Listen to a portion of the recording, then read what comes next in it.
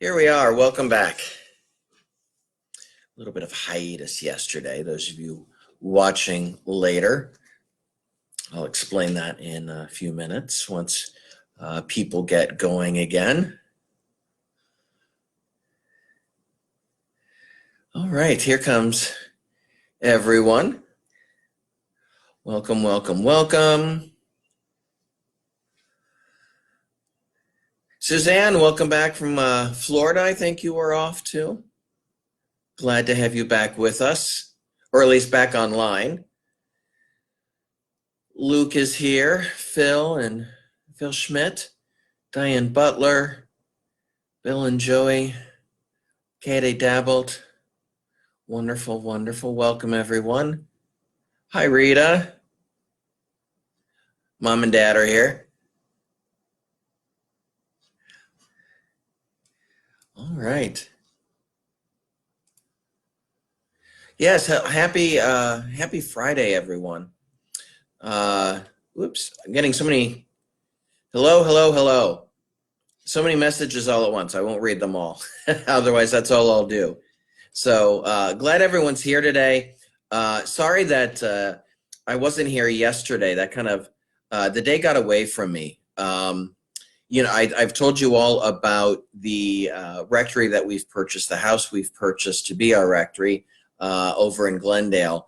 And of course, we're working on getting that ready for me to move into. Want to do that relatively soon because the apartment I'm living in, we only have the lease. Well, we have it through the end of June, but I don't really want to leave things for quite that length of time. So I'm trying to do this maybe around by the last week of May. So anyway, we're working to get all that finished up. And quite honestly, I was over there yesterday. Finishing up some painting, and it took longer than I was hoping it would. Some of you who've done home projects before, you know, things never work out the way you want them to, and timing wise. And so I went in, there was one more room that I wanted to get painted. All the other rooms that we only painted a couple of rooms. Well, there aren't that many rooms to begin with, but we painted the living room, we painted the bedroom upstairs, painted a hallway, and all of those rooms that we did took one coat of paint. And so I assumed that it would be the same in this other room for whatever reason, maybe the different color. Well, it took two coats, and that just took longer than I expected. And those those of you who've done this before, you know, it kind of wears you out too. So there you go. Yeah, Kathy says I look very priestly today. Do you know why I look priestly today? I haven't gone anywhere, but I had several things that I needed to do. So among other things, yesterday I was doing things at the house, taking care of all of that. So there are things like emails and people I need to talk to today, and I'm doing it from home. And if you ever have those of you who work from home, you probably know this struggle, but I don't like working from home. I don't do it real well. And, you know, so I'm here sitting at my kitchen table, which is kind of my desk at my house. And then right over there is my couch and my television. And it's like a huge, and then here's the kitchen. I'm always distracted. And I find sometimes if I like get dressed, it just makes me a little bit more likely to like hunker down and do some work. If you're sitting around in sweats and a t-shirt or something, you feel like you're off. And it's very hard to, at least for me, to motivate myself. So I got dressed today. And I said, I'll wear my clerics. I'll look nice. And thought I would wear, you know, you guys can see me in clerics. And there you go. Maybe that would be, sometimes I always try to like, I'm a person, I always try to make everyone happy. A lot of times people like a priest to just wear regular clothes, makes them feel like a regular person, someone they can talk to. Other people think, no, a priest he should look like a priest. He should be attired like a priest. So this way I can keep everyone happy. That'll work. Suzanne Richmond, many folks who work from home don't necessarily wear, well, yeah, I'm not I'm not quite there. You'll be happy to know. But no, I do get dressed. But there you go. Anyway, so I'm dressed nicely, and if those of you who like to see me in clerics, well, you got your wish today, and you can be happy. So something for everyone. I don't have a large agenda today. I don't really have much of an agenda at all, quite honestly. Just a couple things to talk about. News-wise, there's not a whole lot to report. We're in a time of yet another time of transition. We're in this looking forward to things reopening, and they're gradually doing that. I know, office spaces are allowed to be open now. Different manufacturing spaces are allowed to be open now. Many people are looking forward to retail stores being open next week. I think it's next Thursday or Friday. Restaurants are allowed to have their outdoor dining open, and I guess the following Tuesday, something like that, or the following week, maybe it was Thursday, something like that, they're allowed to open their dining rooms inside, different things like that. I think people are very much looking forward to that. And then, of course, we're looking ahead to beginning Mass again. And we're looking ahead, and this is not a hard and fast date. And I saw that Jeremy Helms popped on here. So, Jeremy, if you want to leave a comment or anything, if anything has changed or I say something wrong, let us know. But we're still hoping and planning towards having Mass on Pentecost weekend. I don't know. It's not going to just be like it was before, where we can have hundreds of people and everyone can sit right on top of everyone. It's not going to necessarily look like that. But how exactly we're going to do things, we're working on that. That's one of the things that Brian Bizig and I are going to work on next week. What are the things that we need to do? There are a couple of different organizations in the U.S. who have put out some different guidelines. One that the U.S. bishops pointed out is from it's the Dominican University in Washington, D.C., the Dominican House of Studies, it's called. They've got some guidelines out. And then there's another group called it's the FDLC, which is an acronym for the Federation of Diocesan Liturgical Coordinators. I think I got that right. And they have similar but slightly different guidelines. So we're taking a look at those. I think the rumor has it that we're going to get some guidelines next week, because I'm sure the Archdiocese is trying to figure this out as well. St. Michael's is trying to figure this out. I'm sure they're working on figuring it out. It's a lot to think about. So I don't blame anyone one iota for things being still up in the air a tad. So we're trying to figure that out and how that's going to look like, how we can keep everyone safe, and yet come together as a worshiping community. I don't know if any of you, those of you who read the comments on the side here, and I part of me says, well, maybe I shouldn't read people's names who've made the comments, but you've already written them, so it's public already. So Diane Butler said, church should open. Mike Cheney said, church isn't closed, the congregation is deployed. And Diane mentioned, she goes, it's locked. Both comments are true. I like the idea. I do want to open the church again. Of course, we haven't opened ours because of our concern for keeping things, two things. One, to keep things secure, especially in the first days of the pandemic when we didn't have anyone really on campus that often. Our church is not physically arranged so that you can have a small section open and without people being able to get to other sections. Ours is just wide open. And so we weren't quite sure how to secure things. And then secondly, the concern of keeping everything clean as far as, people touching things, and that's a good way to spread contagion.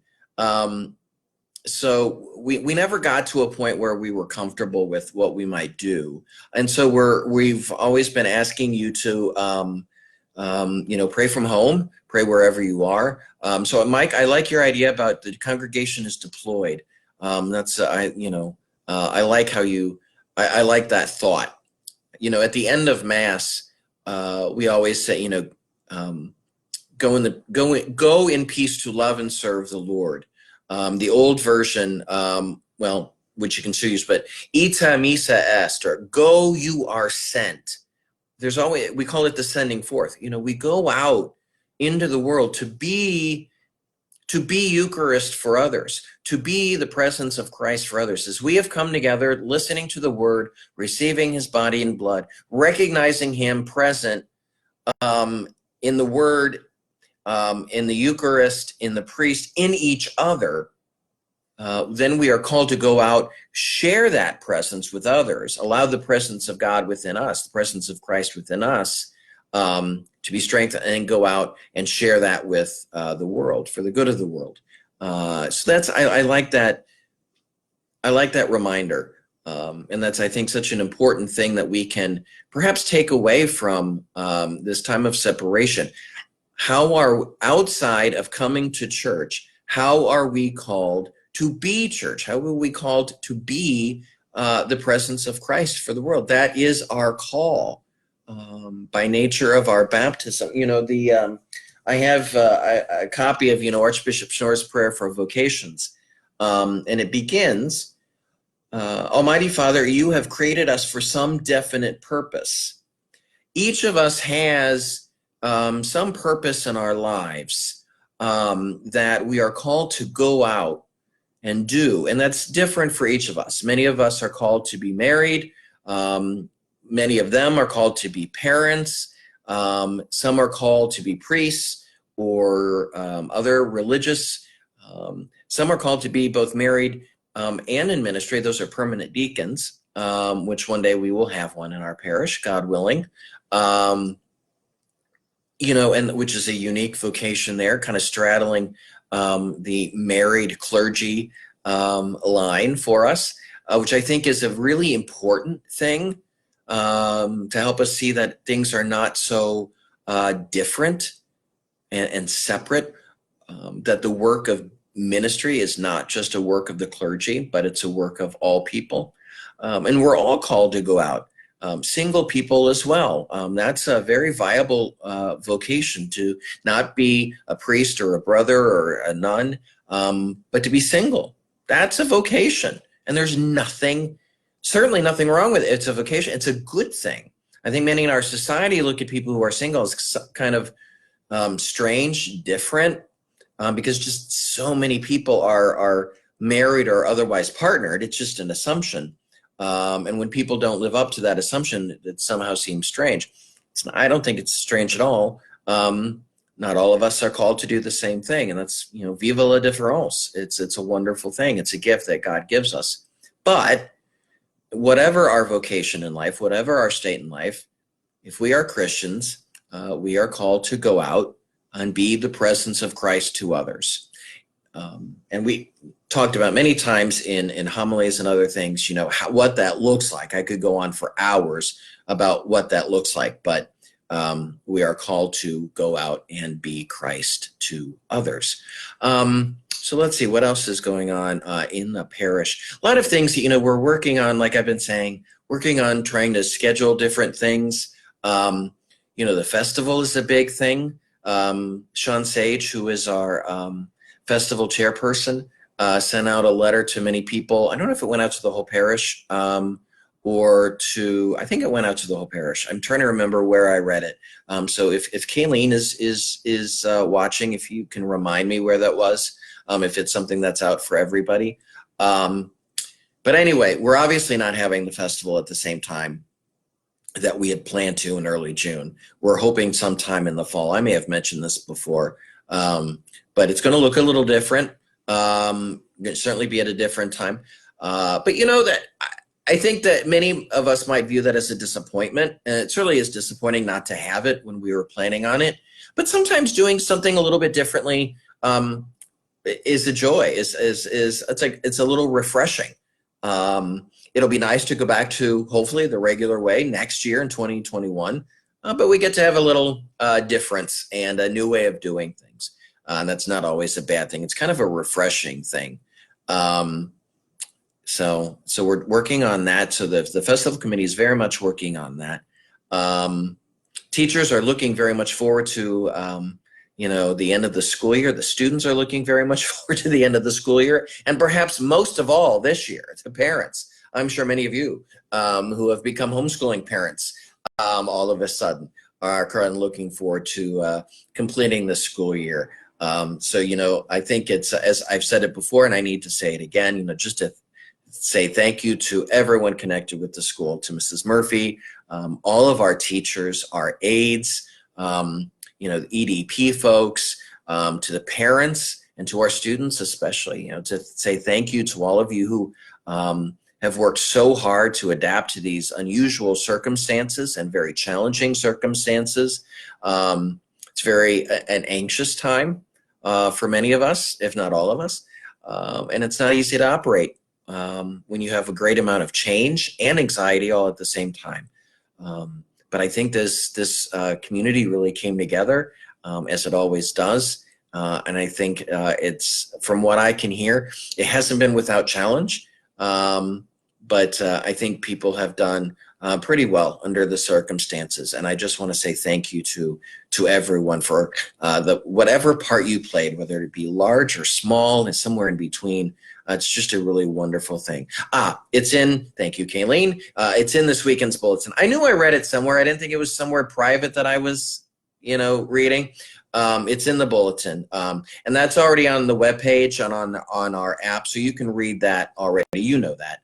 I'm sure homeschool, some people are, it's similar to vocation. Some parents are called and some families are called to do homeschooling.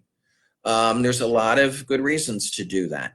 But many families obviously are not. So it's not easy. Everyone's been forced to do the same thing. So thank you to all, wherever you fall on that spectrum, you love it, you don't like it, wherever, thank you for what you've been doing. The other thing I wanted to talk, one little topic I did have for this afternoon as I checked the time again. I have mentioned a couple of times that especially when regarding the Liturgy of Hours, I keep mentioning St. Meinrad Arch Abbey down in southern Indiana. And it's in the town of St. Meinrad. So if you want to look it up, you've got two things going for you by remembering one name. That is a Benedictine monastery of men in southern Indiana. It's about 3.5 hours away from here. 2.5 if you're a little bit of a crazy driver, or you just manage to get through Cincinnati rush hour easily. And it's a wonderful place. I was first introduced to it, about roughly 20 years ago, when I was still in seminary. I had heard of it before. When I was in college up in Tiffin, Ohio at Heidelberg, the pastor at one of the local churches, I got to know him a little bit, and he had gone to seminary at St. Meinrad.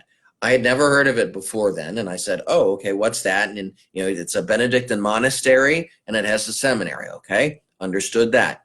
When I came to seminary a number of years later, our seminary here in Cincinnati, there was a young man in the class ahead of me who was studying for the Diocese of Grand Rapids, Michigan. And as I got to know him, found out that he had gone to college at St. Meinrad. They used to have what's called a college seminary. So seminary for men of college age, for them to get their bachelor's degree. You do need a bachelor's degree before you can go to major seminary and get your Master of Divinity. Many people ask me that. Did you, before you went to seminary, did you have to go to college? Oh, yes, I did. Absolutely. So I found out about it then. I'd heard more about it. It sounded very intriguing. And the thing I really liked about it, of course, when I was in seminary, I was learning about the Liturgy of the Hours, learning a lot more about the church's liturgy, which all really intrigued me. I liked this Liturgy of the Hours really from the very beginning. And Benedictines in particular are very devoted to that type of prayer in common, going back to the rule of Saint Benedict, in which he said, as I mentioned last week, let nothing come before the work of God, which was his word or his term for the Liturgy of the Hours.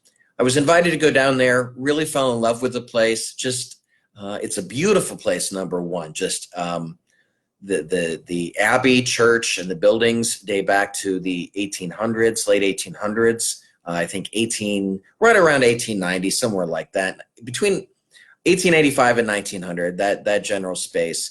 So a beautiful place. They had renovated it in the late 90s. I really liked it. And the way they did the liturgy was very reverent without being stuffy. It was very authentic. It's a word I very much, I like, people who are authentic. And they did an authentically good liturgy. I got to know some of the monks. I was getting to know about the rule of Saint Benedict. So the reason I found out they have a group which is called Benedictine Oblates. Benedictine Oblates are very similar. If you've ever heard of secular Franciscans or of some of the different orders of sisters, I'm not sure if the Sisters of Charity or the Notre Dame Sisters, if they have groups that are called associates. I think they do. I think they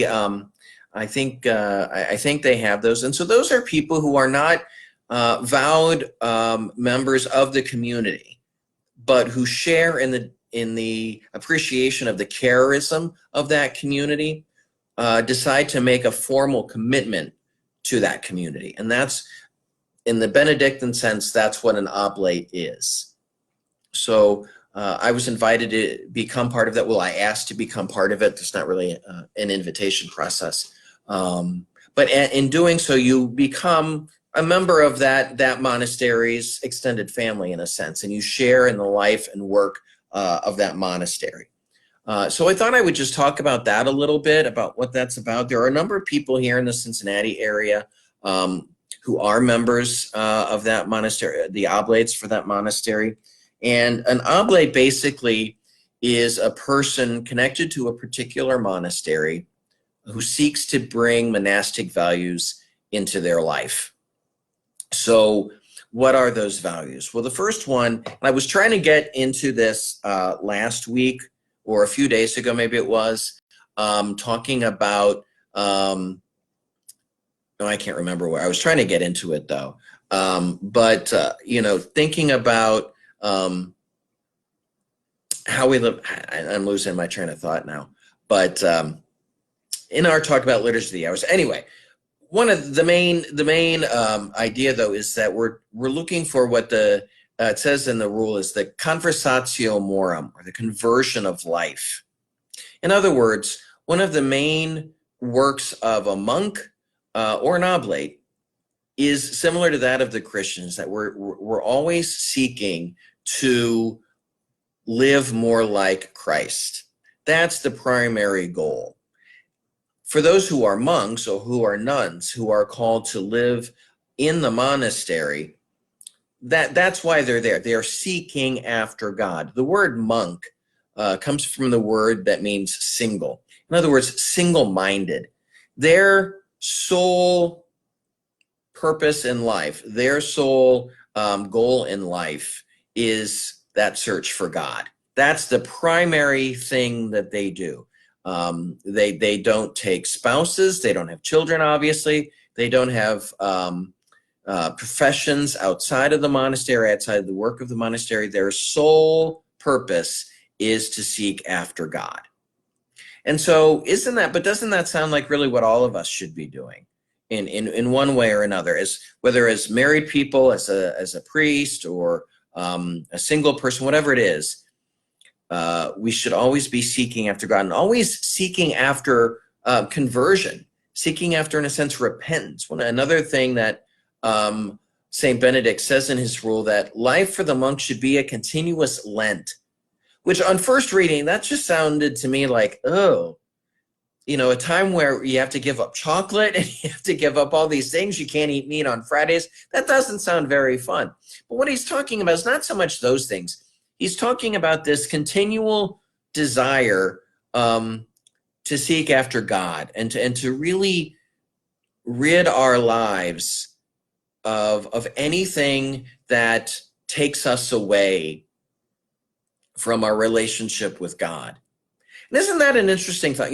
What if we really decided that the most important thing was our search for God, was our relationship with God, building that relationship, being a Christian.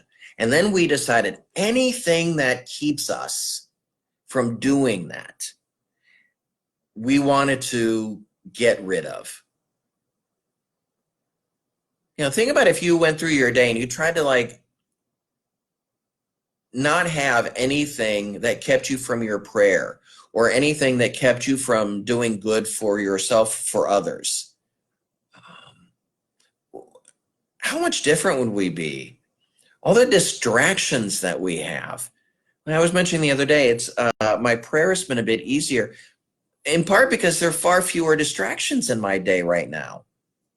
There are different worries, to be sure, but there are far fewer distractions. They're there, but they're much less. My time is not nearly as frazzled, and it makes it easier to pray. What if we could really, all try to do that more and more? That would be, I think, just a tremendous, and that's, in a sense, that's what the monk tries to do, and that's what oblates try to emulate, each in their own way, in their own state of life. An oblate also makes a few other promises, and I looked them up so I wouldn't forget them. The Liturgy of the Hours is a primary one, and so most oblates are lay people. So this is a new promise for them, but they promise that morning and evening prayer, and probably Compline, that they're going to try to make these a part of their everyday life. Another promise is to read daily from the Rule of St. Benedict, which I, of course, don't have handy right here. But just to read a paragraph or two from the rule. I've showed it to you before. It's not a long book. It's relatively short, actually. But it's a really wonderful treatise, a really wonderful a Christian idea of how to live with one another. Many of you people might think that, well, why would a rule for monasteries? What would that have to do with me in my life? I don't live in a monastery. I've never been to a monastery. I wouldn't know what a monastery looked like if it hit me in the face. A monastery, when it all comes down to it, is how do you live together, though, in a Christian community? And isn't a family a Christian community? Isn't a parish a Christian community? And so there's a lot there that people have found very helpful in their lives, even though they aren't monks or nuns. That's another thing. Another practice that oblates try to have in their day is the practice of Lectio Divina, or holy reading. In other words, a slow, somewhat repetitive, but daily reading of Scripture. To take a particular parable, take a particular, 4 or 5 verses, and to read through it slowly and allow God to gradually speak through that to us. And that you read it one time just to understand what's happening. You pray for a moment or two, and then you read it again. You try to think of, recognize what word or phrase is really popping out for you. And then you read that over again, and to invite God to help you understand why that word or phrase is there for you. And then to keep it with you throughout the day, kind of return to it, and learn a bit from it. And finally, to really try to be aware of God's presence throughout the day. I think that's something anyone can really work on doing. Just as you go through your day, whatever it is, through work, time with family, things you might do with the parish or school, whatever it is, time spent going through the drive-thru or going about your daily errands. Where do I see God present in my day and all that I do? I think that would be if you did nothing other of this, of these different promises that Benedict and Oblates make, I think all of us would do a lot of good by just trying to be more attentive throughout each day to God's presence, because God is present. God is always with us. God has always said he's not going to leave us alone. He's never going to abandon us. The only reason God wouldn't be near us if we took ourselves away. And even then, God is going to seek after us, to draw us back to himself, right? So, that's just, I think that's such an important thing for us to recognize. So any questions with that? That was a very, very, very, very, very quick romp through the idea of what a Benedictine oblate is and what they do. And there's a lot, stmeinrad.org, Meinrad, M-E, or actually, I'll do it this way. Has a lot of information on what their particular monastery, of course, their school of theology, but also what an oblate is and what they do, and then also about Benedictine spirituality. I just put in a comment. There's a link to their website. You can learn all about it there. Lectio Divina is explained there as well. There's a lot that's been written on that. You can find all over the place. So there you go. Rita got knocked off and she got back on. Wonderful. Yeah, Catherine, Father Tom talked about Lectio Divina a lot. It's a wonderful practice which many priests do, and it's something that we encourage other people to do as well. All right, so if you have any questions with that, please do let me know. While you're doing that, the thought occurs to me, I could tell you, in a couple of weeks, I think on the 17th, let me double check that. No, the 16th, we were scheduled to have priesthood ordinations for the Archdiocese. It's not going to be a public liturgy this year, obviously, but there are 3 men for our Archdiocese who are going to be ordained priests. And so you will please keep them in your prayers. I'm really disappointed that it can't be public. And that's one of the things I always try to get to. I think most years I have been able to be at that liturgy. It's a very powerful one. It's a one, as a priest to year by year to see more and more young men being willing to make the commitment to priesthood really has a wonderful effect of kind of reaffirming you in your own vocation. Has affects me. It's always kind of a boost to my priesthood to see more people saying yes to that call, because it's not an easy call. Marriage isn't easy either. So it would be similar to those of you who are married. Anytime you're at a wedding, I would imagine you think back to your own wedding day and think about the promises that you made to your spouse. Hopefully it gives you just a little bit of a boost to your own relationship. It's the same thing with a priest. And part of the liturgy, of course, some of you have been to that liturgy, is, the laying on of hands. The bishop first lays his hands on the ordinance, and then all of the other concelebrating priests, we all come and lay our hands on each of the men to be ordained. It's it's very simple, but a very powerful ritual that we have for an ordination. But the men are going to be ordained, and they will be going out as assistant pastors to a few different parishes throughout the Archdiocese. This is also the season, of course, where priests are moving into different places. And Bill just asked, do you know where they are going? No, and Archbishop Schnoor has done something different. One of the things he has done differently is that he doesn't tell the newly ordained or the to be ordained at this point where they are going until the end of the liturgy of ordination. When I was ordained by Archbishop Pilarczyk, I knew 3 or 4 weeks ahead of time, or maybe not quite that long, but I knew a couple of weeks ahead of time that I was going to be the assistant pastor at Immaculate Heart of Mary over on the east side. I knew I wasn't going far. I was going right down Beechmont Avenue on the east side of Cincinnati there. The seminary's on Beechmont. IHM was on Beechmont. I knew that. Archbishop Schnorr, however, and this is not something he came up with. This is the practice in a number of dioceses throughout the country. At the end of the Mass, he tells them where they're going. So they don't know yet. So far as I know, unless they've changed it up this year because of everything going on, but they don't know yet. Other priests know where they are going. Most of us are, of course, staying put. So I'm staying put. I'm not going anywhere. I don't intend to go anywhere, by the way, for a long, long, long time. You're going to have to deal with me for, I like it here. So, and I hope you like me. So I want to stay for a while.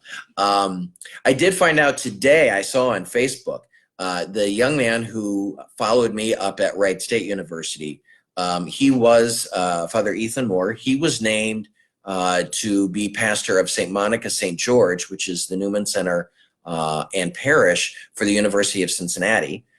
He was moving there, so I was very interested to find out who was going to go to Wright State. And I found out on Facebook today that a young man by the name of Father Tim Fahey is going to be the new pastor, technically director of campus ministry at Wright State, because it's not a parish, he's not a pastor, but essentially that's what he is. He's going to be going there, and I'm happy with that. He's a good young man, got a good heart, and a good energy, and I think he's a good fit for campus ministry. Not every priest is really suited to that, and many of them would say that, they would say, thank you, I'm glad. Many of them did say to me, I'm glad you're doing it. It would not be my cup of tea. It's a specialized ministry, but a very enjoyable one, I found. So I'm happy to hear that they've got a new director up there. So that is what's going on. A number of other priests are moving around. St. Susanna is getting a new pastor. I don't know quite yet who that's going to be, but I'm sure we'll find out within the next few days. We usually get an email from the personnel board a week or two later after they make their decision. They met on Tuesday of this week, and probably the Archbishop affirmed their choices or made any changes Wednesday or Thursday. So it trickles out. The grapevine is very active with these things. It'll all come out pretty soon, and then it'll be confirmed by the Archdiocese. So that is what's going on. All right. Well, good. Thank you. I like being here. Thank you for that. So let's see. For next week, I think as we go forward and bit by little bit work to get back to something like normal. What I'm doing here is going to change a little bit. I probably won't be doing it quite as often as I have been. So I think next week, let's plan for Tuesday and Thursday at 4, and then Wednesday at 7. So 3 times next week. Tuesday at 4, Wednesday at 7, Thursday at 4. And then the week or two after that, around Memorial Day, we might do it a little less even than that, in part because, mostly because that's when I'm going to actually be physically moving.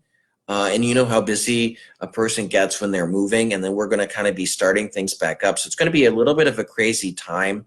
So I don't think I'll be able to do it quite as much. And then at that point, we'll kind of reassess and see where we are and how often we want to do this. Maybe once things are back to quote unquote normal, maybe we'll do this once a week. We'll figure out a good way to do it. Maybe when a good time is.